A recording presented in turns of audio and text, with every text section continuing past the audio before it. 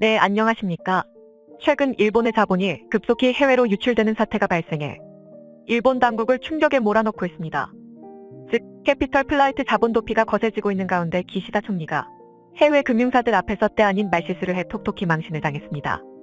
영국 런던의 금융 중심지 시티에서 영국 금융인들을 향해 뜬금없이 기시다의 죽음에 투자하세요라는 뜻의 발언을 해 논란이 된 것인데요. 실제로 이날 기시다 총리는 안심하고 일본에 투자하십시오. 일본 시장은 성장을 계속해서 이어가는 데다 안정적이기까지 합니다라고 설명한 뒤 인베스트 인기시다라고 영어로 마무리했는데 끝에다 일본어로입니다를 뜻하는 데스를 붙이는 바람에 인베스트 인기시다 데스가 돼버렸습니다. 때문에 기시다가 이끄는 일본에 투자해달라는 의미 대신 영어로 죽음을 뜻하는 데스를 붙인 꼴이 돼 기시다의 죽음에 투자하세요라는 뜻이 됐습니다.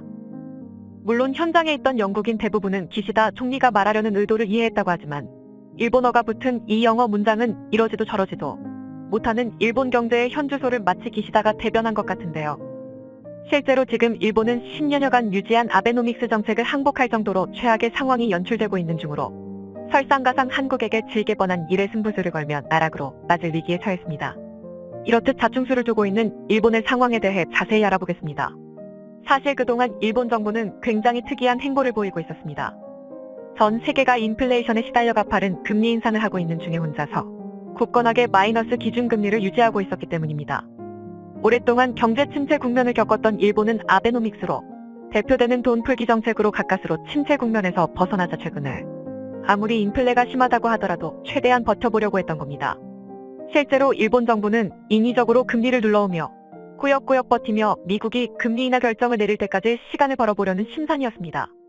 이런 이유로 엔화 가치가 가파르게 추락해 앞서 10월엔 32년여 만에 최저치를 기록했으며 일본은행도 일본 정부가 발행한 국채 절반 이상을 보유하는 유례없는 일이 벌어지기도 했습니다. 일본은행의 국채 보유 비율은 불과 10년 전만 해도 10% 수준이었지만 저금리를 유지하기 위해 국채가 발행될 때마다 무조건적으로 사들였다 때문인데요. 실제로 올해 초 미국 중앙은행인 연준의 국채 보유 비율은 20%, 유럽중앙은행도 30% 수준인 걸 비교해보면 일본은행이 얼마나 비정상적인지 알 수 있습니다. 그런데 최근 일본 정부가 결국 10년여 만에 항복 선언을 하며 장기금리 변동폭을 기존 0.25%에서 0.50%로 확대하기로 결정했습니다. 이와 관련해 니케이는 사실상의 금리 인상이라며 일본 정부가 전 세계가 벌이는 기준금리 인상 국면이 언제 끝날지 모른다는 판단에 더 버틸 수 없다고 본 것이라고 분석했습니다. 그런데 이렇듯 일본은행이 10년간 고수해왔던 아베노믹스를 버리고 정상화에 나서자 세계 금융시장의 변동성이 커질 수 있다는 우려가 나오는데요. 블룸버그 통신도 이번 조치의 성격이 어떤지는 지켜봐야 한다면서도 이로 인해 향후 몇 달간 전 세계 시장의 균열이 계속될 것으로 전망했습니다. UBS증권의 아다치 마사미치는 일본은행이 뭐라고 부르든 초저금리 정책의 출구를 향한 조치라며 통화 완화 정책이 사실상 끝을 향해 가고 있다고 분석했습니다. 뿐만 아니라 전문가들은 일본의 정책 전환으로 일본 기관 투자자들이 채권 주식 등 해외 자산을 대대적으로 팔아치우는 쓰나미가 발생할 수 있다고도 봤습니다. 상황이 이러다 7년째 마이너스 금리를 유지하고 있는 일본이 조만간 이를 포기할 가능성이 높다는 내년은 현재 마이너스인 단기 금리를 플러스 구간으로 끌어올릴 것이라는 분석입니다. 실제로 골드만삭스는 최근 일본은행이 국제시장 기능 강화 필요성을 강조한 건 내년에 마이너스 금리 정책을 폐기할 확률이 높아졌음을 의미한다고 밝혔습니다. 전 세계적인 인플레이션과 금리 인상으로 일본이 엔화 가치 급락, 물가 상승으로 심각한 타격을 받자 초저금리를 정책을 버티던 일본이 결국 포기한 겁니다. 골드만삭스 이코노미스트도 일본은행은 장기금리 허용폭을 확대하기보다는 더 큰 조치를 내놓을 것이라며 마이너스 정책금리 목표를 바꿀 수 있다고 내다봤답니다. 심지어 니케이 신문에서는 일본은행이 금융 완화 정책을 기습적으로 수정하면서 일본의 국가 신용등급 강등 우려가 커졌다고 보도를 할 정도인데요. 지난 10년간의 무제한 돈 풀기로 국가부채가 급증한 가운데 사실상의 금리 인상 조치로 정부 재정이 급격하게 악화할 수 있다는 이유에서입니다. 이렇듯 경제 규모 세계 3위인 일본이 경제 대국 지위를 지키지 못할 것이라는 예측이 잇따르고 있습니다. 세계에서 가장 먼저 초고령 사회에 진입한 인구 구조와 세계 1위인 국가부채 비율 등이 원인으로 지목됐습니다. JP모건이 주요 신개국을 대상으로 분석한 장기 전략 보고서는 앞으로 10년간 일본의 연평균 성장률이 신개국 중 최저인 0.8%에 그칠 것으로 예상했으며 골드만삭스는 2075년까지 내다본 장기 전망 보고서에서 일본의 경제 규모가 현재 세계 3위에서 2030년 4위, 2040년 5위, 2050년 6위 등으로 계속 하락해 2075년엔 12위로 내려앉을 것으로 이런 가운데 일본은 가능성 없는 곳에 계속해서 투자하면서 경제적 위기와 어려움을 가중시키고 있는데요. 실제로 반도체 생태계를 재건한다고 토요타, 소니, 소프트뱅크 등 일본 기업 8곳이 합작해 만든 라피더스를 일본 정부가 700억엔, 약 6,700억 원을 지원하는 등 엉뚱한 곳에 돈을 쓰고 있기 때문입니다. 반도체 제조사 라피더스는 2027년 양산 목표로 현재 이냄 공정을 개발하고 있는 중으로 삼성을 따라잡는다는 목표입니다. 하지만 현실은 일본 기업들과 삼성 사이 엄청난 기술 격차가 난 마당에 이제 와서 합작사를 설립하고 지원금을 쏟는다 하더라도 따라잡기는 쉽지 않아 보입니다. 사실 이번에 일본은 반도체 드림팀을 만들어 1990년대 이후 한국에 내줘야 했던 반도체 왕좌를 다시 찾아오겠다는 의지를 강력하게 내비쳤었는데요. 라피더스의 네로라하는 일본 유수 기업들이 자금과 기술을 투입하고 일본 정부까지 팔을 걷어붙인 이유가 바로 이 때문입니다. 하지만 당장에 해결해야 할 과제가 많아 목표 달성이 쉽지만은 않을 것으로 보입니다. 실제로 반도체 첨단 공정 기술 개발은 기업의 대규모 투자와 정부의 지원, 기존에 쌓아온 연구 성과와 노하우가 복합적으로 맞물려야 합니다.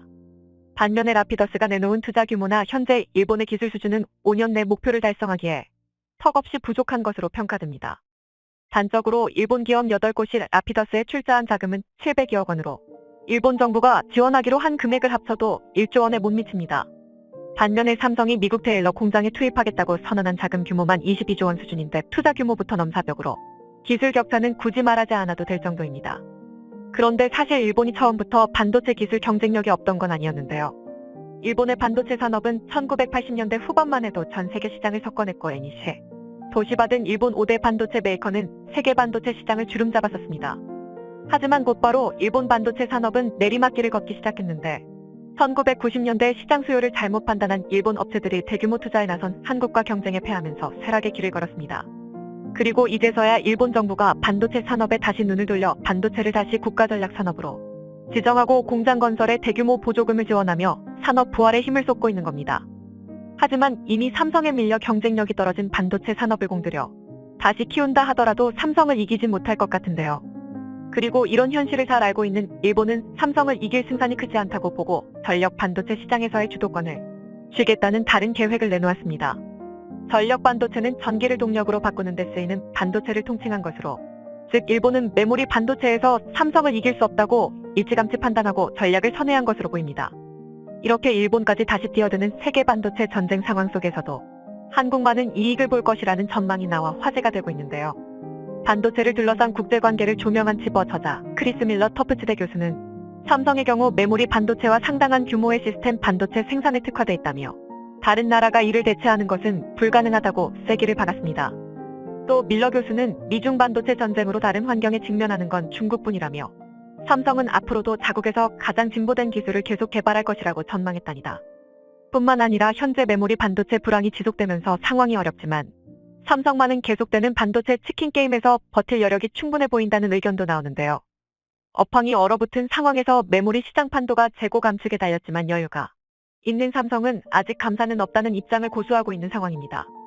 과거부터 다져놓은 탄력적 조절 능력은 삼성만 유일한 것으로 실제로 불리한 시장 환경에서도 수익 규모를 유지할 수 있는 기반이 되고 있습니다. 그런데 이 와중에 삼성은 업계 최초로 12나노 DDR로 디램을 개발하며 명실상부 업계 선두주자로서 활약하고 있는데요. 이번 삼성이 개발한 12나노급 DDR5 공정은 통상 5세대 10나노급 공정으로 통하는데 현재 AMD와 함께 호환성 검증까지 마친 상태입니다. 삼성은 작년 10월에 업계 최선단 14나노 DDR5 디램 양산을 시작했는데 이번에 공개한 12나노급 디램은 기존 제품에 비해 생산성이 무려 20% 향상됐습니다. 삼성이 매년 선보이고 있는 성과와 그 기술력은 정말 놀라울 정도인데요. 1992년 글로벌 디램 시장 1위에 오른 삼성이 지금까지 단 한 번도 1위 자리를 내준 적 없는 만큼 앞으로도 일본에게 자리를 내주는 일은 없을 것 같습니다. 시청해주셔서 감사합니다. 영상이 도움이 되셨다면 구독과 좋아요 부탁드리며 다음에 더 유익한 영상으로 찾아뵙도록 하겠습니다.